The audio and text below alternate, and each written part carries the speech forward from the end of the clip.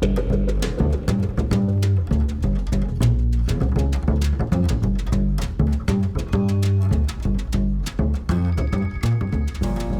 hello there. My name's Simon Dowling, and welcome to Teaming with Possibility, the podcast where we explore the ins and the outs, the highs and the lows of making teams work. The wonderful world of group dynamics, whether it's that group of people that you study with, the group that you work with, the group that you are part of a community with. But either way, how do we harness the collective genius of that wonderful group of people? In this episode today, we explore the whole topic, the concept of conflict. It is inevitable that any team that is serious about doing great work is going to encounter tension, it's going to encounter disagreement, and ultimately encounter conflict. And the reason that's happening is because, of course, when you assemble a team, what you're hopefully assembling, it's part of the richness of a team, is differences, different perspectives, different experiences, different opinions and worldviews. And the promise of a team is that you find a way to harness, to embrace all of those differences. And if a team is serious about challenging itself, about collaboration and co-creation, then those differences will collide. They must collide, which ultimately leads to conflict. So how do you create a team that is okay with that is comfortable with that, and in fact is able to make that one of its most productive and valuable qualities? In this episode, we're going to have a look at some of the ways in which you can go about making your team thrive in the face of all those differences. And so let's sit down and relax. I've got my cup of tea. I've got a cup here, yellow cup with a caption on it. Not all superheroes wear capes. Some are called Dad. So thank you to my kids. That's a Father's Day gift, which is a great thing always. Whenever I feel a sense of conflict or tension in my parenting duties, I pull out this cup and it makes me smile. So when we talk about conflict, it's interesting. A lot of teams talk about, or there's a lot of writing out there that talks about the notion of constructive conflict. How do we turn conflict into something that's a positive for teams and get them to think of it that way? I love the idea, of course, of what we're doing there, trying to make this a positive. I'm not entirely convinced, though, that trying to use the word conflict is a helpful thing to do. I think for a lot of people, the word conflict carries with it history, it carries with it experience, it carries with it baggage, and it just has attached to it a negativity. So I'm not really sure it's useful to try and use the word conflict itself as the skill that we're trying to learn. And in fact, a lot of different writers and authors on the topics of teaming and organizational performance and leadership have used different kind of terminology to reframe what it is we're really talking about here. So, for example, you've got Simon Sinek, who talks about effective confrontation. You have Amy Edmondson, who talks about productive conflict. You have Patrick Lencioni, who talks about healthy conflict, the author, of course, of the 5 dysfunctions of a team.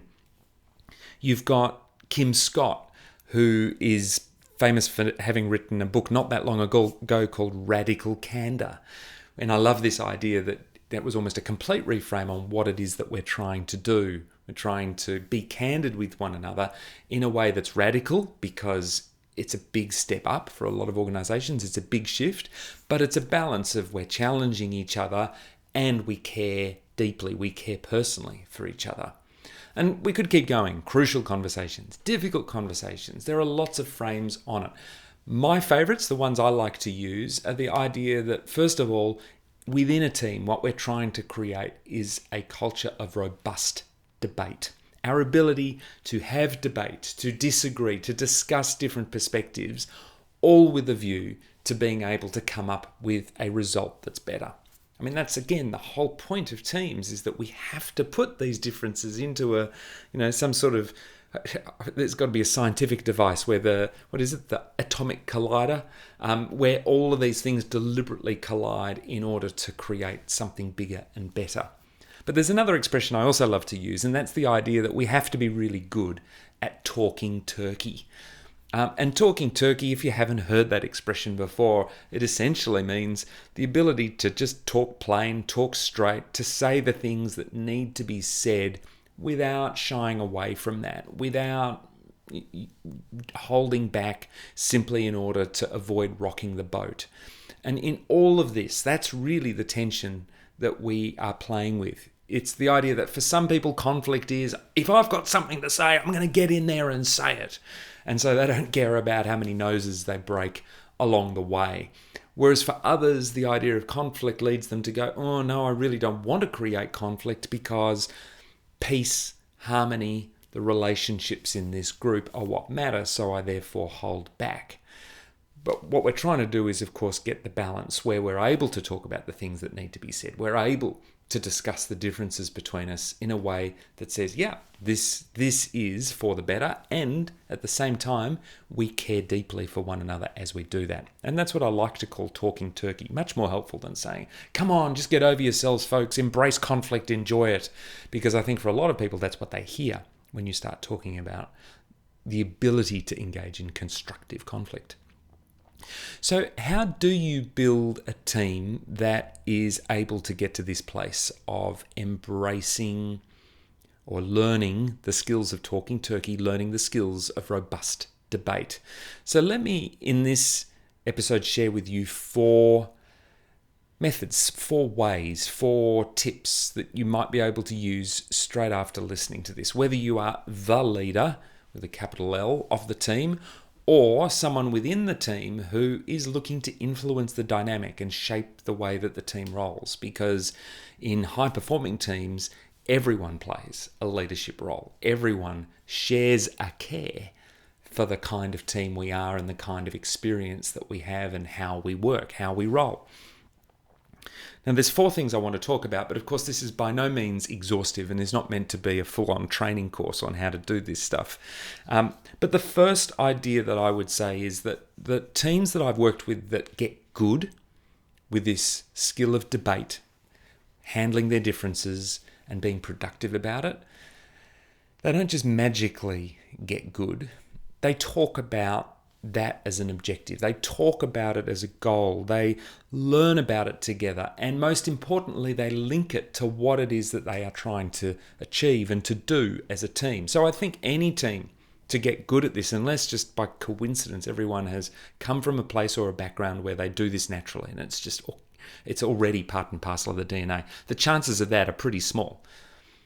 I would say, though, you often get teams where there's 3 or 4 who seem to be either naturally good at it or they've learned how to do it and they're comfortable with it, and their debate can get intense but never personal.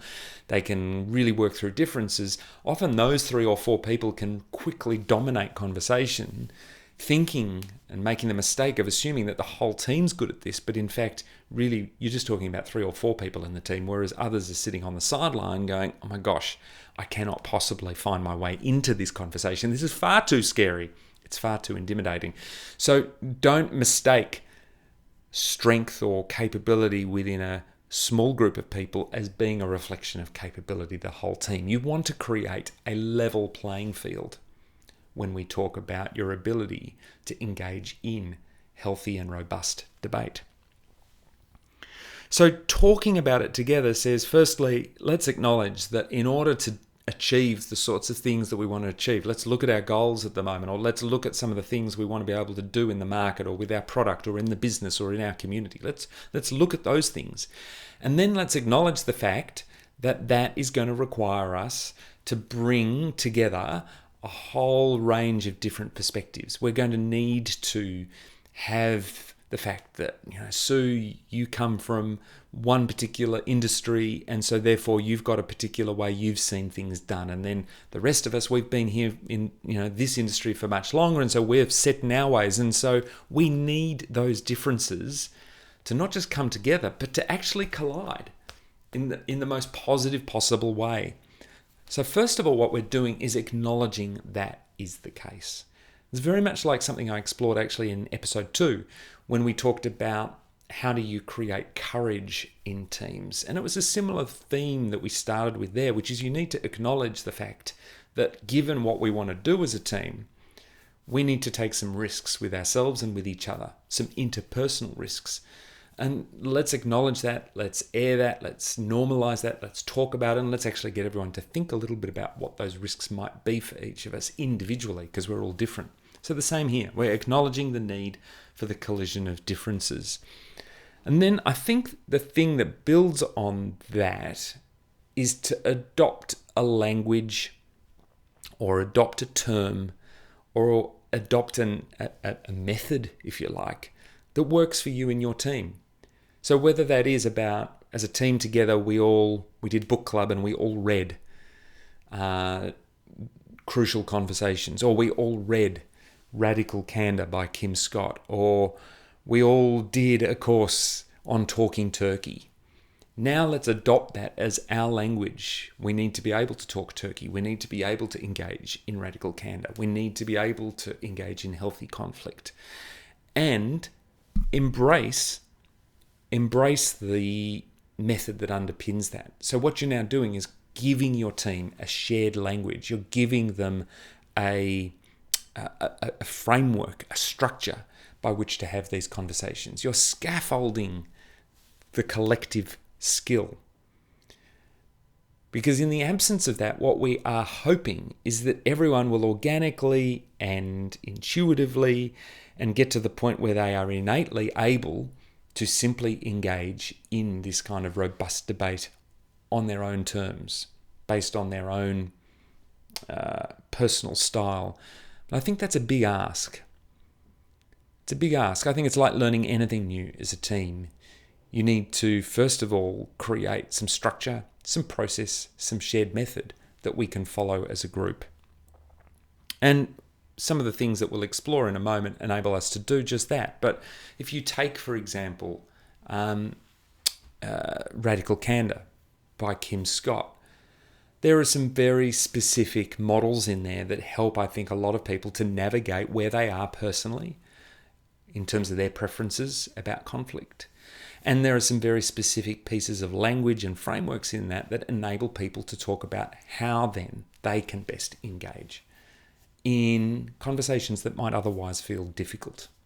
An example of which is a classic one Kim Scott shares, which is the SBI framework, the Situation Behavior Impact Framework. So when you are sharing something that feels a little difficult, or that it risks creating conflict or leading to some kind of tension for the people in the conversation, it's much safer to share it through the lens of here's the situation, here's what happened, or here's the situation in terms of where we were, the context, here's what happened in terms of behavior, and here's the impact it had on me.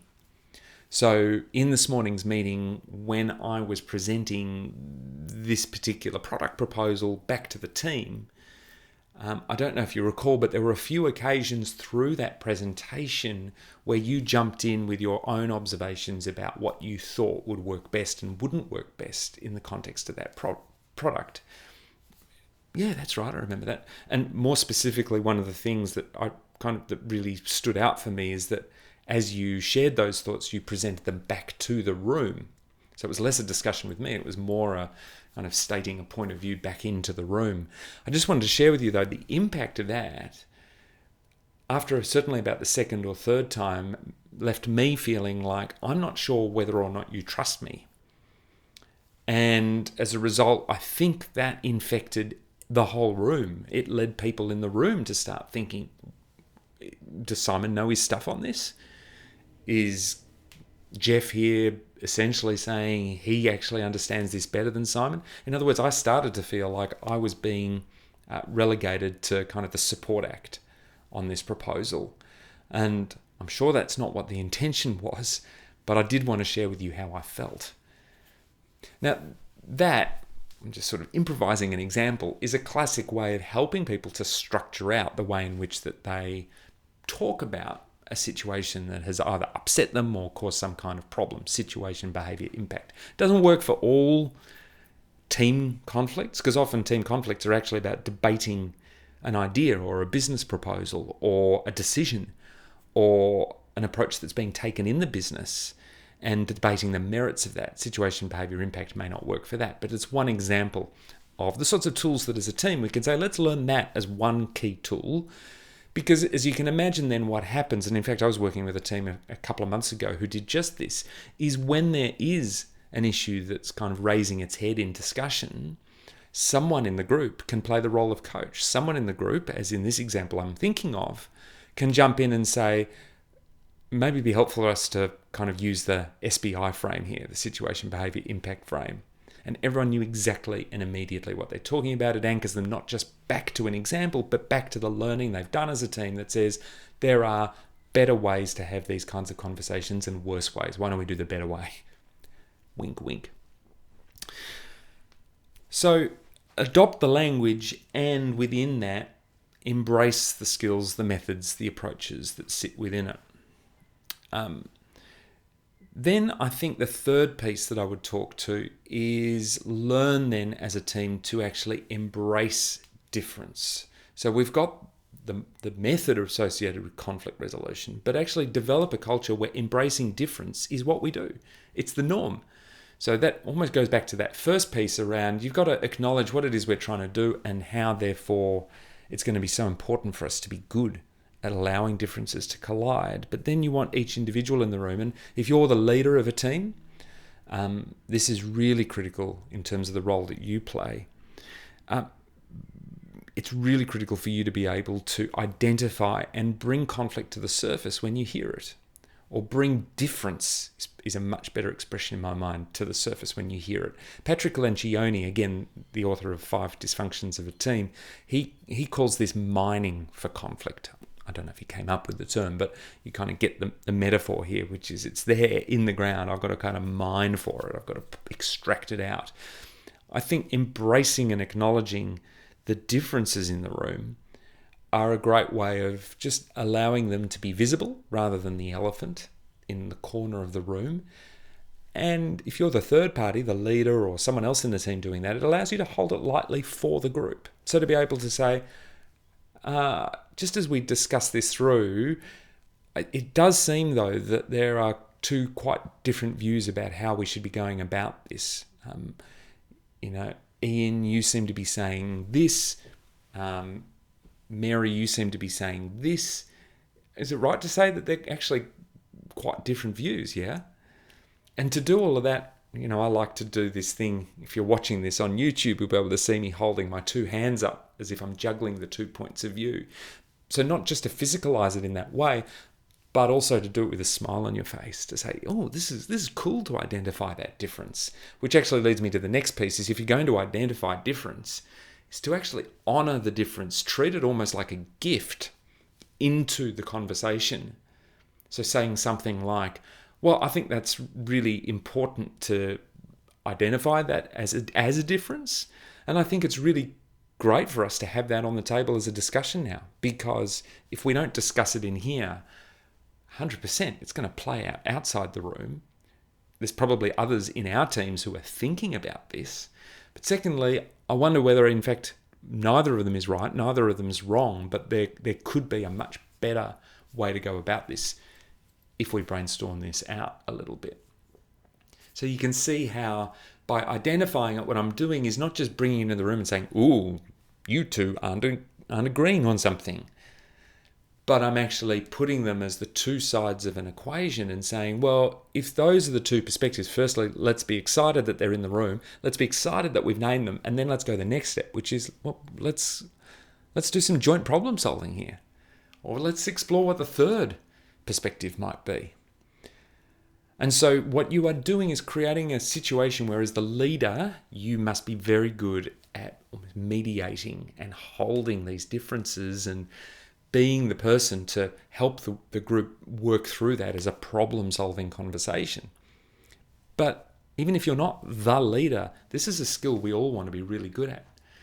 I'll often talk with people, when I'm coaching leaders and someone in the team says, look, there's some deep experts in our room, and I can't always work out how to best contribute to some of the really technically focused conversations because I just don't have the background or the depth of knowledge that they might have.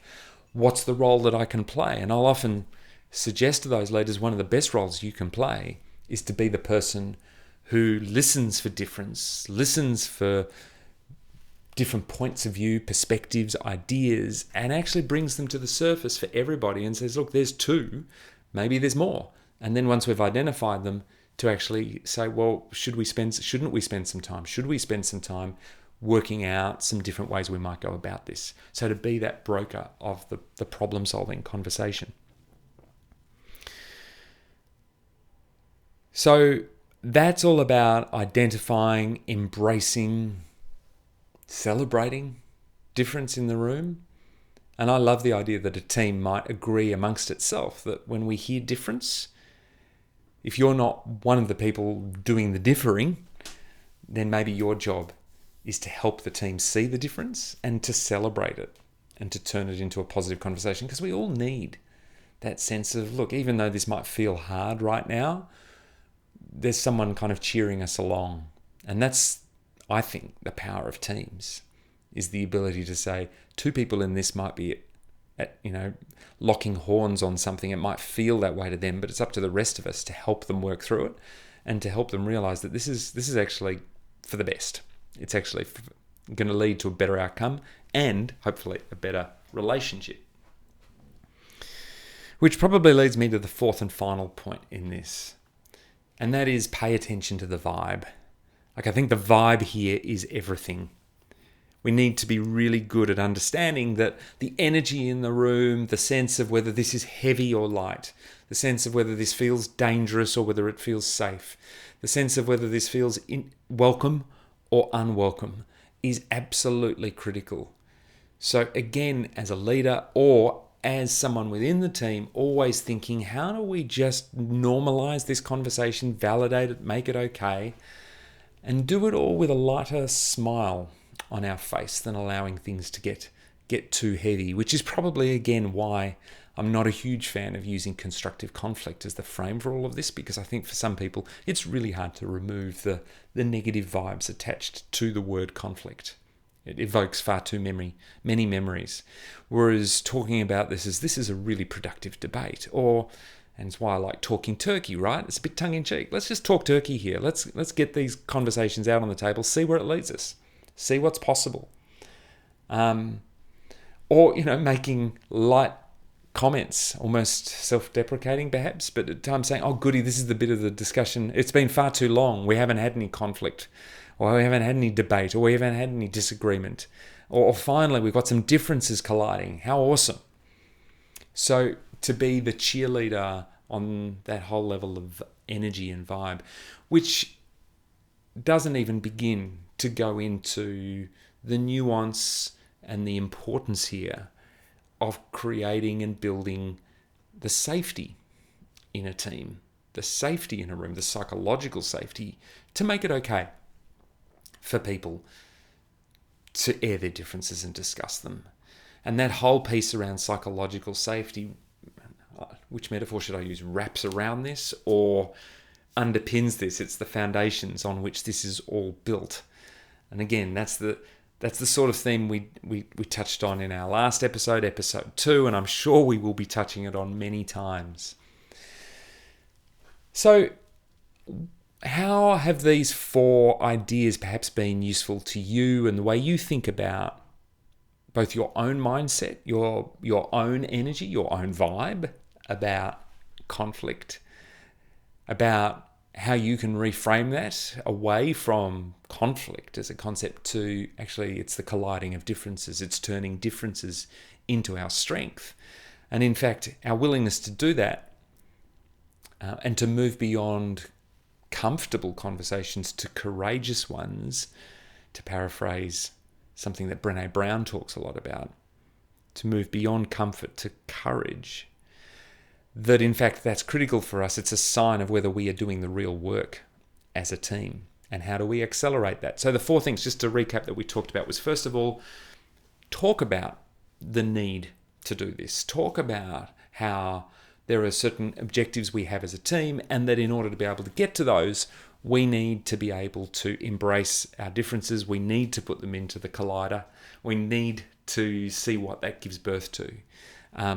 So that's our kind of onus. It's our responsibility. It's our obligation as a team. And we're going to have to be okay with that. We're going to have to get comfortable with that. Then, secondly, let's learn about that. Let's study together, whether it's reading together, whether it's doing a course together, whether it's getting people to do guest talks within the group, whether it's watching a TED talk together, listening to podcasts, whatever it might be that help us as a group to go, oh, I really liked the language around this that this author put forward, this mentor put forward, this YouTuber put forward, and to adopt that as a team, to take it on.